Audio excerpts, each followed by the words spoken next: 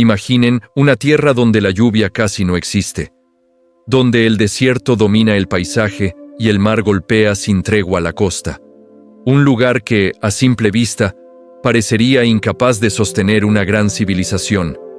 Y sin embargo, en esa franja árida del norte del actual Perú, surgió uno de los imperios más poderosos, sofisticados y temidos de la América prehispánica. Un imperio que convirtió el desierto en campos fértiles, el barro en ciudades monumentales y el metal en símbolo divino. Ese imperio fue el Chimú. Mucho antes de que los ejércitos del Cusco extendieran su sombra sobre los Andes, los Chimú ya gobernaban una vasta extensión de la costa. Su poder no nació del azar ni de la leyenda, sino de una combinación precisa de ingeniería, organización política y una visión religiosa profundamente ligada a la naturaleza y al sacrificio. El origen del estado Chimú se remonta aproximadamente al siglo IX de nuestra era, tras la decadencia de antiguas tradiciones culturales costeras como Moche. Lejos de ser simples herederos, los Chimú tomaron ese conocimiento y lo transformaron en algo mayor. Donde otros pueblos habían levantado centros regionales, ellos construyeron un verdadero estado centralizado, con una élite gobernante poderosa y una capital sin precedentes. Esa capital fue Chan Chan. Chan Chan no era una ciudad cualquiera. Era la mayor urbe de adobe del mundo prehispánico, una extensión monumental levantada íntegramente con barro, arena y agua. Desde lejos, sus muros parecían confundirse con el desierto. Desde dentro, revelaban una complejidad asombrosa. Palacios amurallados, patios ceremoniales, depósitos, canales, plazas y corredores diseñados con una lógica estricta y jerárquica. La ciudad no creció al azar. Cada recinto respondía a una estructura de poder muy clara. Los grandes complejos amurallados, conocidos hoy como ciudadelas, eran espacios reservados para la élite gobernante. En ellos vivía el soberano, rodeado de sacerdotes, administradores y artesanos especializados. Más allá de esos muros, en zonas periféricas, habitaban los trabajadores, agricultores y pescadores que sostenían el imperio. El gobernante supremo, conocido por las fuentes tardías como el Gran Chimú, no era solo un líder político, era una figura sagrada, intermediario entre los dioses y los hombres. Su autoridad no se discutía. Gobernaba sobre una sociedad estrictamente jerarquizada, donde cada individuo conocía su lugar y su función, pero nada de esto habría sido posible sin el dominio absoluto del agua. La costa norte es una región dominada por ríos breves y caprichosos que descienden desde la sierra hacia el mar. Los Chimú comprendieron que controlar esos ríos era controlar la vida misma. Construyeron extensos sistemas de canales de irrigación que llevaban el agua kilómetros adentro del desierto, transformando tierras áridas en campos productivos. Estos canales no solo permitieron cultivar maíz, algodón, ají y calabazas, también fueron una herramienta política. Al expandirse, el estado Chimú incorporaba nuevos valles, redirigía sus aguas y los integraba a una red controlada desde Chan Chan. El agua, como el poder, fluía desde el centro hacia la periferia. Así, uno a uno, los valles costeros fueron incorporados bajo dominio Chimú. No siempre por la fuerza directa, sino mediante una combinación de presión militar, control económico y legitimación religiosa. Los pueblos sometidos debían tributo, trabajo y lealtad. A cambio, recibían protección y acceso a la red productiva del imperio. Con esta base, el Chimú inició su expansión. Desde el Valle de Moche, su núcleo original, el imperio se extendió hacia el norte y el sur, llegando a dominar gran parte de la costa, desde Lambayeque hasta los límites del Valle de Lima. Ninguna otra potencia costera había logrado algo semejante. La riqueza comenzó a concentrarse en Chan Chan.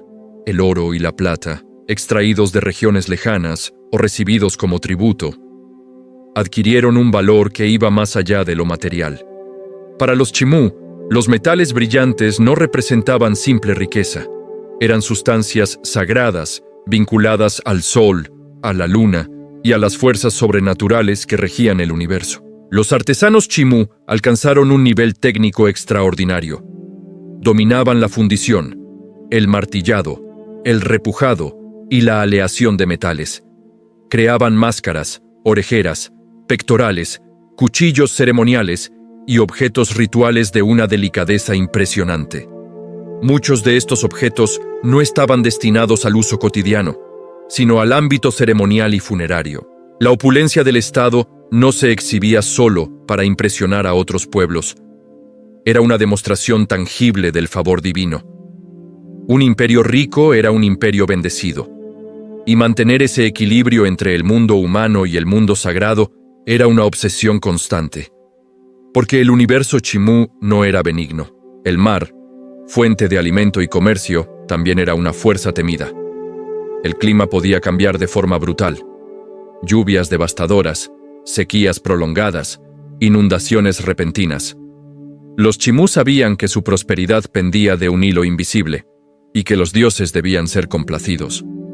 Así, desde sus primeros siglos, el imperio desarrolló una vida ritual intensa y profundamente estructurada. Cada ciclo agrícola, cada evento natural importante, cada crisis, requería ceremonias específicas. Y con el tiempo, estas ceremonias se volverían cada vez más complejas y más oscuras. Pero en esta etapa inicial, el imperio aún ascendía. Sus campos eran fértiles, sus talleres producían sin descanso, sus ejércitos imponían respeto. Chan Chan brillaba como el corazón de una civilización que parecía destinada a perdurar. Nadie podía imaginar todavía que esa misma relación sagrada con los dioses, esa misma dependencia del orden cósmico, terminaría llevando a los chimú a prácticas extremas que estremecerían incluso a los pueblos vecinos. El Imperio Dorado había nacido, y con él, las semillas de su propio destino. Mientras Chan Chan crecía y los valles costeros se sometían uno a uno, el poder chimú no se sostenía únicamente en canales, ejércitos o tributos. En lo más profundo de su estructura existía una convicción inquebrantable. El mundo estaba gobernado por fuerzas invisibles, caprichosas y peligrosas, y solo mediante rituales precisos podía mantenerse el frágil equilibrio entre los hombres y los dioses. Para los chimú, el universo no giraba en torno al ser humano, sino a la naturaleza.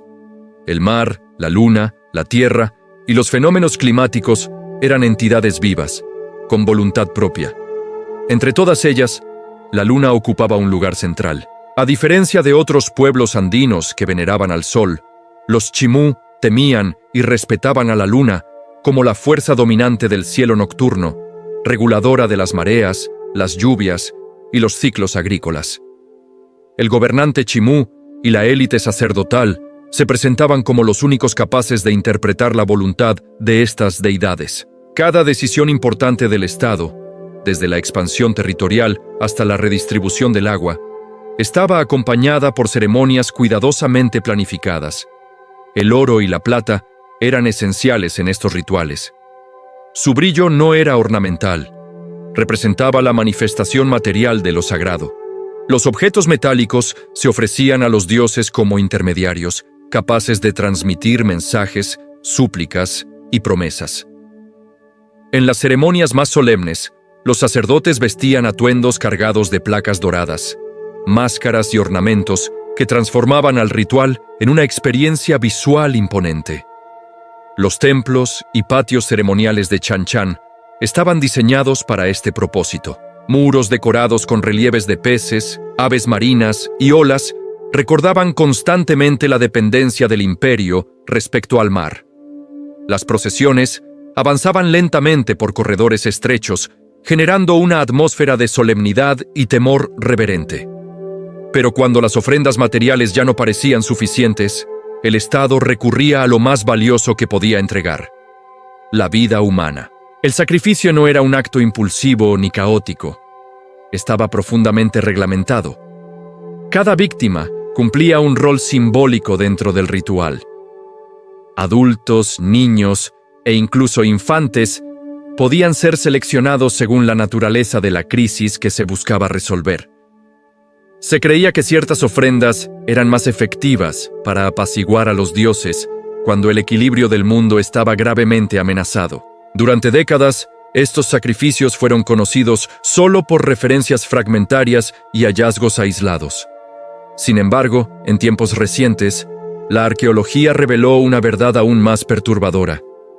En la zona de Huanchaquito, cerca de la antigua capital Chimú, se descubrió el mayor sacrificio infantil conocido en la historia de la humanidad prehispánica. Más de 200 niños y decenas de llamas fueron sacrificados en un solo evento ceremonial. Los cuerpos mostraban cortes precisos en el pecho, indicando la extracción del corazón, un acto destinado a ofrecer la esencia vital directamente a las deidades. Los análisis revelaron que estos sacrificios no fueron producto de violencia desordenada ni guerra. Fueron realizados de forma sistemática, con una planificación que solo un Estado altamente organizado podía ejecutar. Las evidencias apuntan a que estos rituales se realizaron como respuesta a eventos climáticos extremos, probablemente vinculados a lluvias devastadoras asociadas a fenómenos similares a El Niño. Para los Chimú, estas catástrofes no eran simples desastres naturales, eran señales claras de la ira divina. El mundo estaba fuera de equilibrio, y solo un sacrificio extraordinario podía restaurarlo. Pampa la Cruz, otro sitio cercano, refuerza este patrón.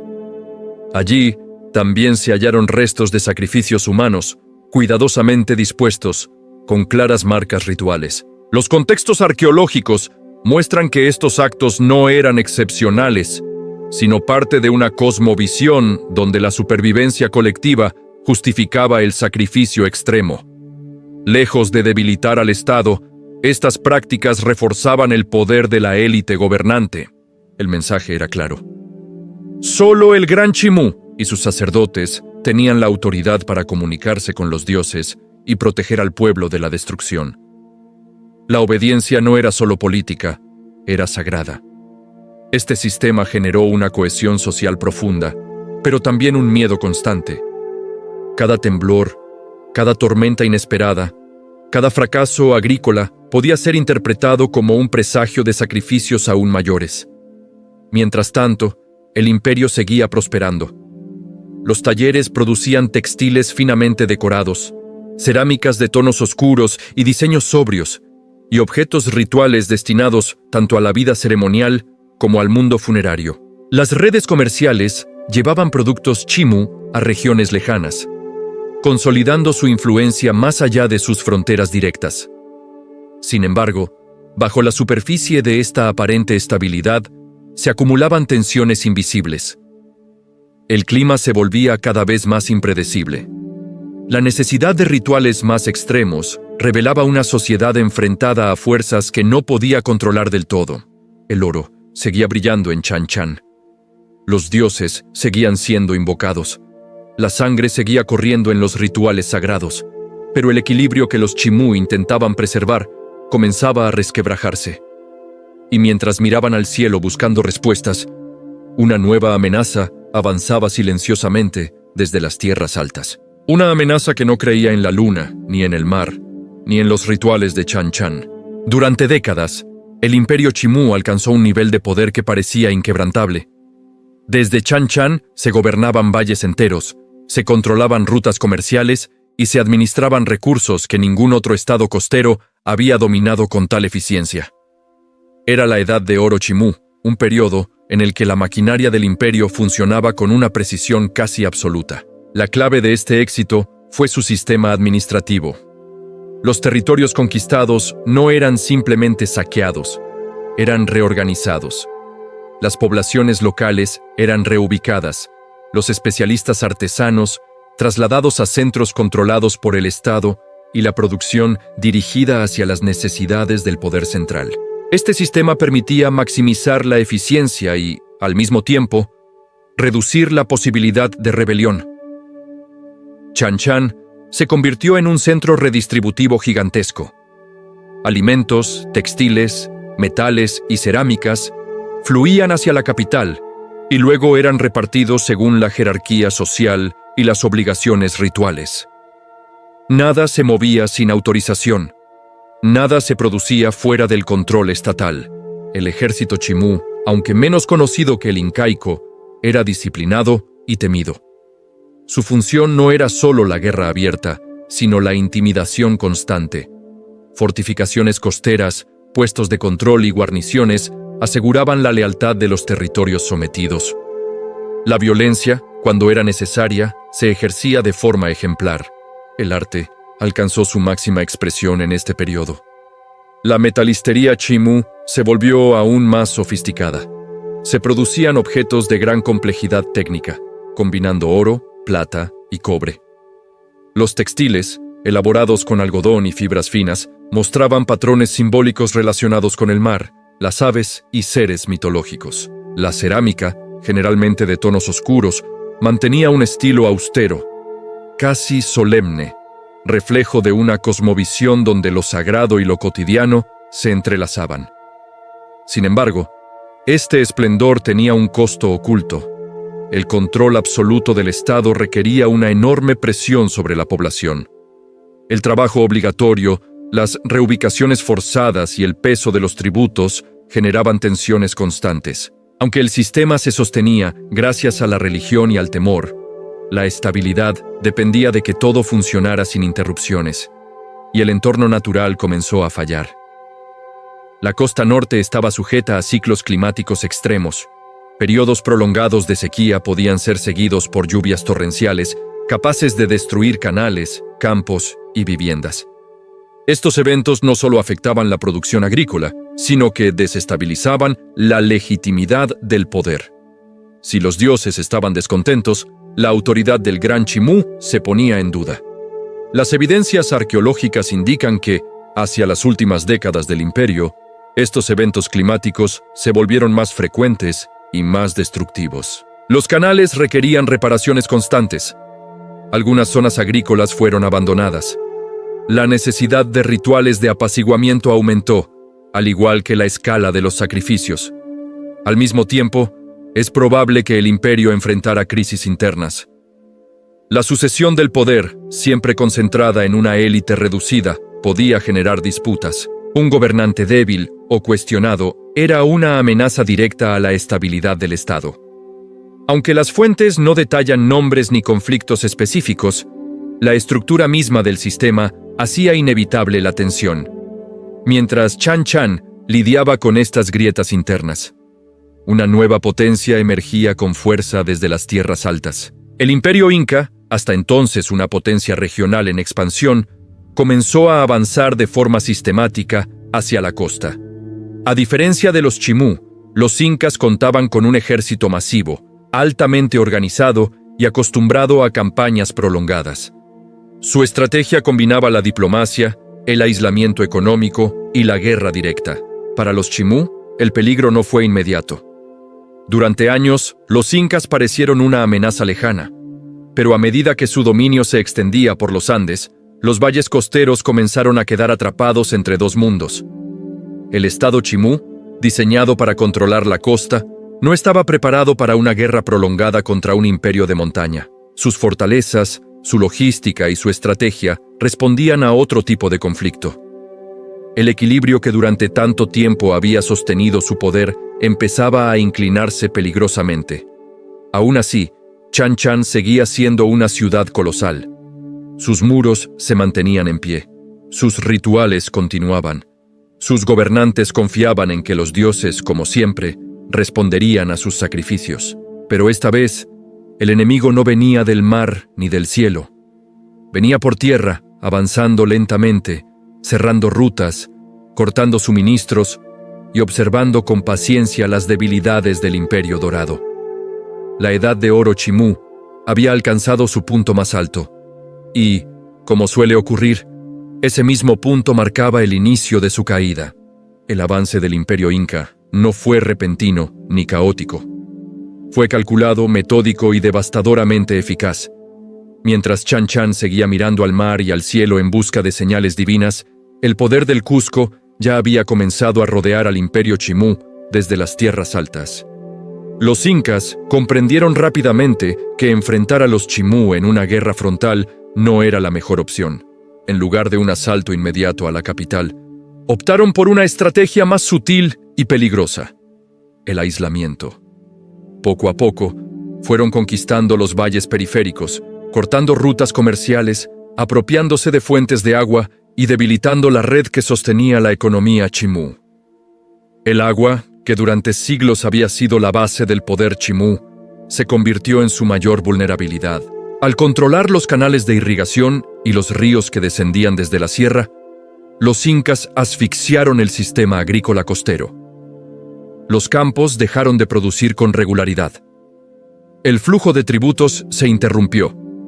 La capital comenzó a sentir la escasez. La guerra, cuando finalmente llegó, no fue larga. Las fuentes indican que el enfrentamiento decisivo ocurrió durante el gobierno de Túpac Inca Yupanqui, uno de los grandes conquistadores del imperio inca.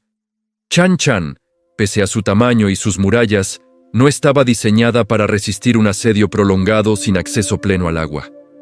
La resistencia fue limitada, no porque los chimú carecieran de valor, sino porque su sistema entero había sido construido para el control interno y la administración, no para una guerra total contra un imperio de escala continental. La caída de Chan Chan marcó el fin del imperio chimú como estado independiente. El Gran Chimú fue capturado. La élite gobernante fue despojada de su poder. Los tesoros de oro y plata, acumulados durante generaciones, fueron enviados al Cusco. Muchos de los mejores artesanos chimú fueron trasladados forzosamente al corazón del imperio incaico, donde su conocimiento sería aprovechado al servicio de una nueva autoridad. Lejos de destruir por completo la cultura chimú, los incas optaron por absorberla. Las técnicas administrativas, la ingeniería hidráulica, la metalistería y ciertos aspectos del arte chimú fueron incorporados al aparato imperial inca. Chan Chan no fue arrasada, pero quedó reducida a una sombra de lo que había sido. Sus palacios quedaron en silencio. Sus patios ceremoniales dejaron de llenarse de procesiones y ofrendas. Los rituales de sacrificio masivo, al menos en la escala que habían alcanzado bajo el dominio chimú, cesaron. El nuevo orden impuso otras creencias, otras deidades y otras formas de legitimidad. Sin embargo, el legado chimú no desapareció del todo. Bajo el dominio incaico, su memoria sobrevivió en el trabajo de sus artesanos, en los canales que seguían llevando agua al desierto, en los muros de adobe que resistían al paso del tiempo. Incluso los incas, pese a su poder, reconocieron el valor de aquello que habían conquistado. Y entonces llegó un nuevo quiebre. Con la llegada de los europeos en el siglo XVI, lo que quedaba del mundo chimú fue definitivamente sepultado. Los tesoros que habían escapado al saqueo inca fueron fundidos. Los conocimientos ancestrales se perdieron. Chan Chan fue abandonada lentamente, erosionada por el viento, la lluvia y el olvido. Hoy, sus muros aún se alzan sobre el desierto, silenciosos testigos de un imperio que dominó la costa con oro, agua y sangre. Un imperio que creyó poder negociar con los dioses mediante sacrificios, y que durante siglos logró imponer su voluntad sobre hombres y naturaleza. Pero ningún ritual, por opulento que fuera, pudo detener el avance de una fuerza histórica mayor. El imperio dorado chimú no cayó por un solo golpe, sino por la suma de sus propias fragilidades. Su dependencia extrema del entorno, su rigidez política, su fe absoluta en un orden que el mundo ya no estaba dispuesto a sostener. Lo que quedó fueron los vestigios de una civilización fascinante y perturbadora. Un legado que aún hoy plantea preguntas incómodas sobre el poder, la fe y el precio que una sociedad está dispuesta a pagar para sobrevivir. Chan Chan sigue allí.